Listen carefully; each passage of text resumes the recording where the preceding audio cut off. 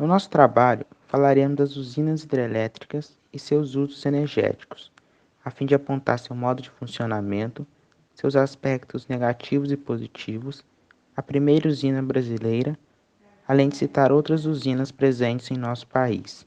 Como funciona uma usina hidrelétrica? A usina hidrelétrica é formada por um conjunto de obras e equipamentos usados para produzir energia elétrica através do aproveitamento do potencial hidráulico existente em um rio. Essa força é proporcionada pela vazão do rio e concentração dos desníveis existentes ao longo do seu curso, que podem ser naturais ou construídos na forma de barragens ou por meio do desvio do rio de seu leito natural para a formação de reservatórios. Desse modo, a energia mecânica é transformada em elétrica. Aspectos positivos. O principal aspecto positivo é a produção mais barata de energia em relação aos custos da produção de eletricidade via energia nuclear. Utiliza uma fonte limpa, não produz poluição e renovável. A hidrelétrica usa energia da água corrente sem reduzir a quantidade em si para produzir energia. Os empreendimentos hidrelétricos são investimentos de longo prazo que podem beneficiar diversas gerações. Gera um custo relativamente baixo para o consumidor final, pois a água dos rios é um recurso doméstico e, por isso, não está sujeita à flutuação dos preços de mercado. Os seus reservatórios coletam a água da chuva que pode ser, então, usada para o consumo ou para a irrigação. Emite menos GHG que usinas movidas a gás, carvão ou petróleo, ajudando a retardar o aquecimento global. Influenciam economicamente a região onde estão localizadas ao serem usadas como pontos turísticos, melhorando a qualidade de vida dos habitantes locais. Ao construí-las em rios propensos a enchentes, é possível utilizá-la como meio de controlar o fluxo de água. Aspectos negativos. Dentre os aspectos negativos, os principais são os problemas ambientais. Podemos citar a destruição da vegetação natural, o assoreamento dos leitos dos rios, desmoronamento de barreiras, acidificação da água, perda da fauna e flora aquática, etc. Ademais, há também a inutilização do solo da área inundada para outras finalidades. Uma vez que a potência da usina é dada pela relação entre a vazão do rio e o desnível do terreno, se o mesmo apresenta baixo desnível, uma maior quantidade de água deverá ser armazenada. Dessa maneira, a formação dos reservatórios das usinas hidrelétricas atinge geralmente solos mais férteis e terras agricultáveis, desintegrando a população local, que perde suas características, histórias, identidade cultural e suas relações com o lugar. Há mais de 120 anos, quando as turbinas importadas dos Estados Unidos giravam pela primeira vez na usina de Marmelos, em Juiz de Fora, ocorreu de forma inédita no país a transformação de energia mecânica em elétrica. Foi o salto inicial para que o Brasil se tornasse um dos maiores produtores de energia hidrelétrica do planeta.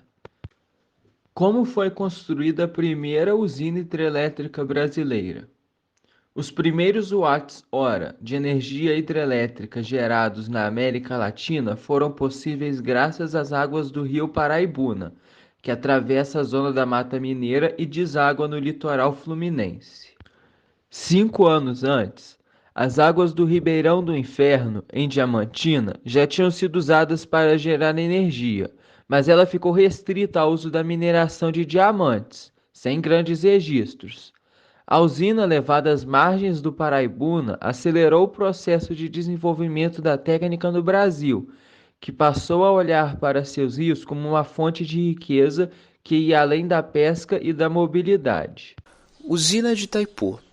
A usina hidrelétrica de Itaipu é a que mais gera energia em todo o mundo. Ela possui 20 unidades geradoras, o que significa que, em condições de clima favoráveis, a produção pode chegar a 10 bilhões de kWh. Utilizando o potencial do rio Paraná, no trecho em que o rio passa pelo estado do Paraná, a usina de Itaipu é uma empresa internacional, não estatal como pode parecer. Segundo informações da própria empresa, 19,3% da energia consumida no Brasil e 87,3% da energia consumida pelo Paraguai são fornecidos por Itaipu. Itaipu é uma usina binacional, pois foi construída pelo Ministério do Brasil e do Paraguai, no qual os dois países se comprometeram a estudar e aproveitar o aproveitamento dos recursos hidráulicos presentes entre os dois países, que até então era motivo de disputa entre eles. O presidente do Brasil, João Figueiredo, e do Paraguai, Alfredo Stroessner, inauguraram oficialmente a usina em 1982. No entanto, a produção de energia só teve início quando entra em operação a primeira unidade geradora. em 1984. Já a venda de energia iniciou-se em 1985. Outras usinas hidrelétricas importantes. Além da usina de Itaipu, podemos também destacar algumas usinas importantes de uso brasileiro. Dentre elas estão as usinas de Belo Monte, maior usina 100% brasileira, Tucuruí, localizada na bacia do rio Tocantins, Jirau, cuja obra custou mais de 10 milhões de reais, e Santo Antônio, operada pela Eletrobras e inaugurada no ano de 2012. Possíveis crises. Atualmente, há risco de apagão ou racionamento? Até o momento, e de olho nas eleições de 2022, o governo tem negado enfaticamente a possibilidade de um racionamento. No entanto, a ANEEL estuda um aumento de até 60% na bandeira vermelha nas contas de luz, que seria uma forma de desestimular o consumo de energia elétrica via preço. Com isso, a cobrança adicional passaria do custo atual, resultando num aumento de até 20% no preço final das contas de luz. O governo também tem descartado a possibilidade de apagões, isto é, de falhas imprevistas no sistema. Contudo, a ONS, órgão responsável pela coordenação e operação do sistema elétrico brasileiro, alertou que os reservatórios das hidrelétricas do Sudeste e Centro-Oeste devem chegar em novembro a 10% da capacidade, isto se o plano de ação desenhado pelo governo para prevenir um quadro mais grave for bem sucedido. Será o nível mensal mais baixo para os reservatórios em 20 anos.